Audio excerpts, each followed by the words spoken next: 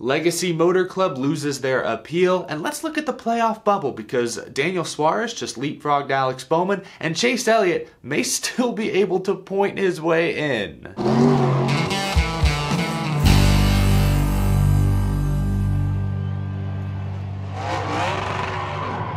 How's it going, y'all? My name is Eric. Welcome to Out of the Groove. Before we get to the latest NASCAR discussion, this episode is sponsored by Vander Hagen. Vander Hagen is a leading safety razor brand that offers a range of products for shaving and male grooming. Vander Hagen is a more affordable and environmentally friendly way to shave, and their one-blade razors are scientifically proven to get a closer shave than multi-count blade cartridges. Their products are great for people with sensitive skin. Head to vanderhagen.com right now. I'll also put the link down in the description to learn more about their products and to also keep an eye on their special monthly promotions. Also keep a lookout for Brendan Poole this weekend at Chicago in the Xfinity race. He'll be repping the bright orange Vander Hagen colors on his Chevrolet. There has been a ton of NASCAR news this week. One story that completely flew over my head. I didn't even realize Legacy Motor Club had appealed the 60-point greenhouse violation. I remember them saying that they were going to think about it, they were going to weigh their options. I assumed the time had just run out, but no,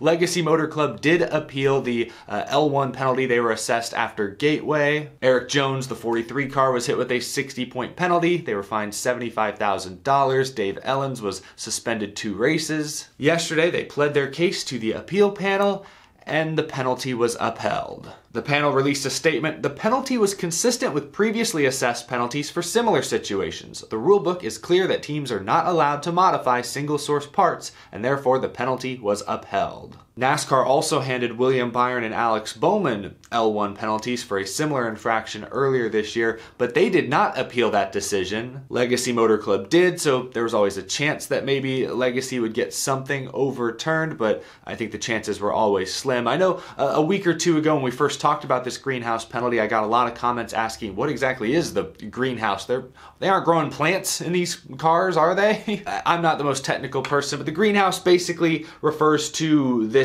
area, more or less, like the area the driver's head kind of sits in. I don't know what part specifically Hendrick, or in this case Legacy Motor Club, messed with, tampered with, altered, but they got dinged for it. Eric Jones remains 30th in points. This is a result of the 60-point penalty. It has been a dismal season for Legacy Motor Club. Unfortunately, that whole team is just counting down the days until 2024 when they can get out of their Chevy clothes, put on a Toyota Polo, and hopefully get back to work. That being said, Eric Jones ran maybe his best race of the season this past weekend at Nashville, finished inside the top 10. First time he's done that this year at a non-super speedway. It's the first time this year we've seen glimpses of the speed that the 43 showed last year when he won the Southern 500. Considering they're in a lame duck season now with Chevrolet, I don't expect things to get better for Legacy Motor Club, but it's good to see that team, their drivers, their crews, still grinding, still making something happen over there. Real quick, I want to shout out the podcast I do with Brendan Poole, Power Hour. We just went live with an all-new episode. You can watch it here on YouTube, or you can listen to it wherever you get your podcast. Just search up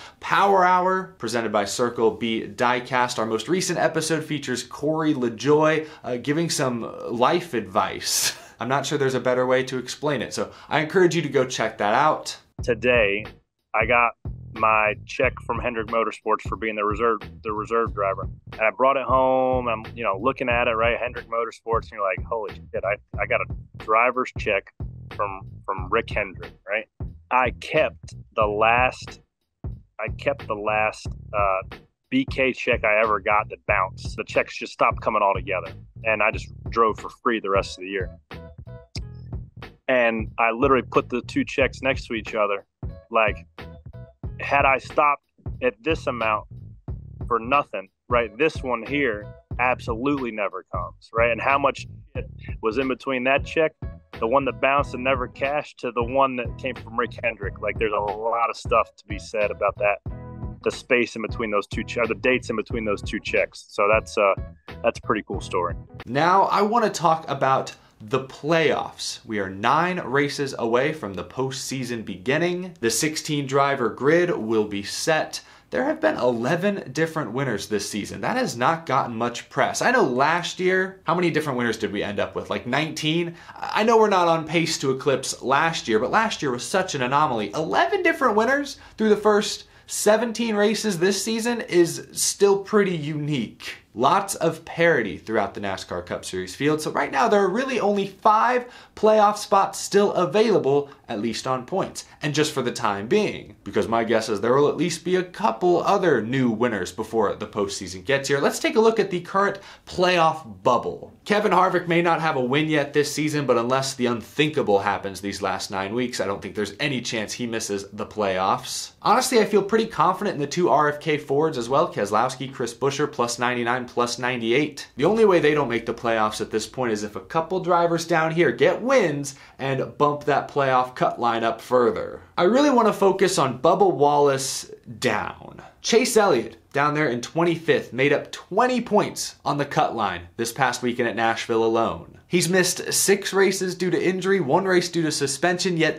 the pace he's setting would be good enough to point his way into the playoffs unless we get a couple of truly surprising winners. If we take out the Daytona 500, where everybody wrecks, and we take out Charlotte, where Chase Elliott lost his cool, if we just look at the other 8 races he's run, Elliott's average finish is 6.75. Back-to-back top 5s, he's knocking on that door of getting his first win. That would fast-track his way into the playoffs. Of all the drivers 15th on down, I think Chase Elliott is still the most likely to get a win these next 9 weeks.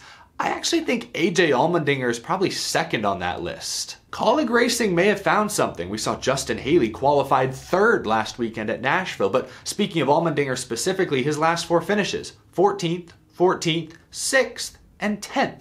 And don't forget, we've still got 3 road courses coming up. Chicago this weekend, which is a total wild card, and then Watkins Glen and Indianapolis, 2 tracks that Allmendinger has already won Cup races at before. After Elliott, after Allmendinger, I do think Bubba Wallace is probably the next most likely driver to get a win. We do have 2 super speedways coming up. Atlanta is in a week or so. Daytona, of course, at the very end. I'd even consider Bubba a favorite at a place like Michigan or maybe Pocono. Toyota's usually pretty good at Richmond as well, so don't count him out there. I worry about Bubba pointing his way in because there are a few road courses coming up. He could lose valuable points at those tracks. Let's talk about the guy right behind him. Daniel Suarez leapfrogged Alex Bowman at Nashville this past weekend. Suarez absolutely could win. Trackhouse proved this past weekend they still have winning speed. But the driver has to cut down on the mistakes. Daniel Suarez cost his team at Sonoma. He had a car potentially capable of contending for the win, missed a shift early on, lost all his track position, never got it back. And then at Nashville this past weekend,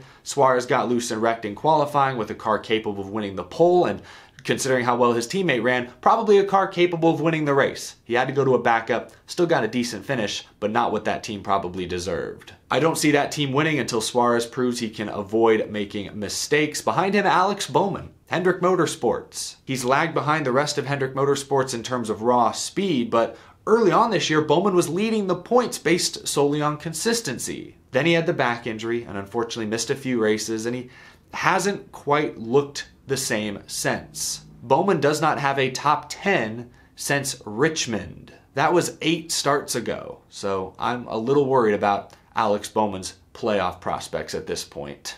Those are just some of the drivers I wanted to highlight. I can rattle off a few more. Ty Gibbs, he's right there. Rookie Ty Gibbs is only 10 points out of the playoffs at this stage. But after starting off hot, he had those 4 straight top 10s early in the season. He has cooled off immensely. He's looked a lot more like the rookie driver we all expected him to be the last few weeks. But Toyota seems to be getting better. Joe Gibbs Racing as a whole seems to be running a little better. I thought Gibbs had a top 10 run going at Nashville until, I don't know, he faded late. Not sure if it was a pit crew mishap or if it was something Ty did himself, but he is getting better still, I think, but I'm not ready to pick him to win, and I don't see him pointing his way past Suarez or Bowman or Bubba. There's Michael McDowell, who's always fun to watch. Watch out for him on the super speedways and road courses. Corey LaJoie, watch out for him at Atlanta next week. Cindric could be good on the road courses, but he has been a huge disappointment this year. Justin Haley, watch out for him on the super speedways. Yeah, but anyone can win on the super speedways, and it's starting to feel like anyone can win the road courses as well. It wasn't all that long ago that there were like 2 or 3 clear favorites every time we went to a road course. It was Chase Elliott or Martin Truex for a couple of years there. Those were the obvious favorites. Then suddenly last year, Tyler Reddick burst onto the the scene. Suddenly he's a force at road courses. Kyle Larson, especially since getting to Hendrick, has been really good. Chris Buescher is running top 5 at every road course now. Like, now it feels like there are a ton of road course specialists. So, we can't look at guys like Austin Cindric or even AJ Allmendinger for that matter and consider them locks to run top 5. The Cup Series field as a whole has gotten a lot better at road racing in recent years. But there you go, there's a little peek at the playoff bubble as things currently stand. I'm going to take a look every week or two to see where the points stack up. But right now, you kind of heard it. I think Chase Elliott has the best shot of this whole group of winning his way in. After him, I'd go AJ Allmendinger just because of, he seems to be improving right now, and there's a lot of road courses coming up. Bubba Wallace has a fighting shot at any oval. I think Daniel Suarez, if he can eliminate the mistakes, he'll be there with his teammate Chastain. Bowman, I'm a little worried right now, but you can never count Hendrick Motorsports out. Share your thoughts. Which of these drivers is best positioned to win their way in? When we look at the drivers right here on the cut line, do you think Bubba Wallace is in any danger of falling out? Do you think Daniel Suarez has a chance to move even higher? Can Alex Bowman race his way back in? What about the RFK guys? I'm kind of just leaving them off right now because I think they're a lock. I don't think we're going to get 3 different winners from this group, maybe 2 at the very most, but let me know. Do you think the RFK drivers are safe? Share your thoughts down in the comment section below. But that is going to do it for this episode, y'all. Thanks for tuning in. If you enjoyed this video, please leave a like. If you're new to the channel and you love NASCAR, be sure to hit that subscribe button. We talk NASCAR pretty much every single day. And a huge thank you to my Patreon supporters as well. Again, be sure to check out the latest Power Hour podcast episode. Corey LaJoie joined me and Brennan Poole for some really interesting comments and conversation this week. And I may have a special guest joining me tomorrow, someone by the name of Frankie Muniz, talking about his return to racing, his first year in ARCA. I think it'll be a really interesting conversation. I will see you all then. Have a wonderful rest of your day, folks.